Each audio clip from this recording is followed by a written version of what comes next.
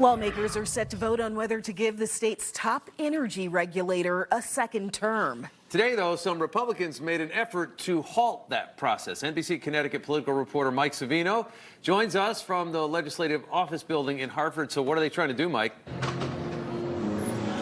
Well, Mike and Keisha, Senate Republicans today were pointing to reports of ongoing conversations between Governor Ned Lamont and a key member of the nominations committee, and they say we shouldn't have a vote until we know exactly what happened.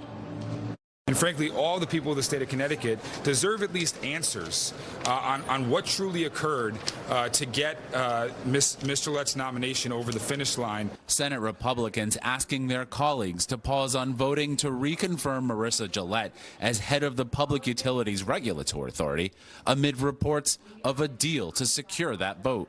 Let's pause this nomination. Let's find out what the governor's office and what this particular senator discussed. The deal, previously confirmed by Governor Ned Lamont's staff, would see Lamont fill out all 5 seats on PURA.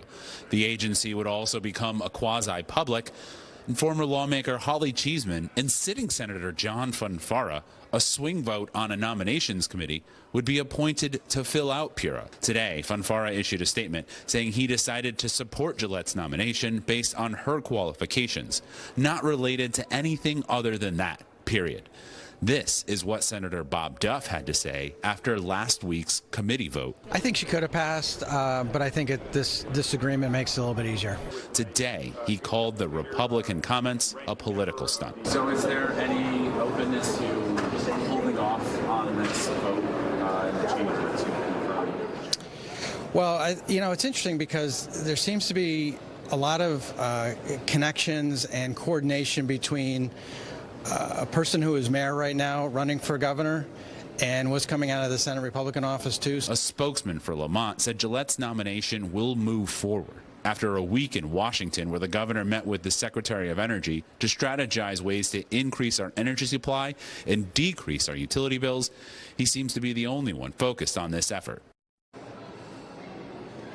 Now, questions about this came up during Gillette's hearing last week and from reporters after the hearing.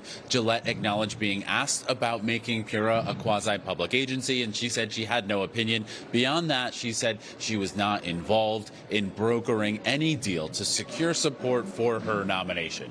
Live from the Legislative Office Building, Mike Savino, NBC Connecticut News.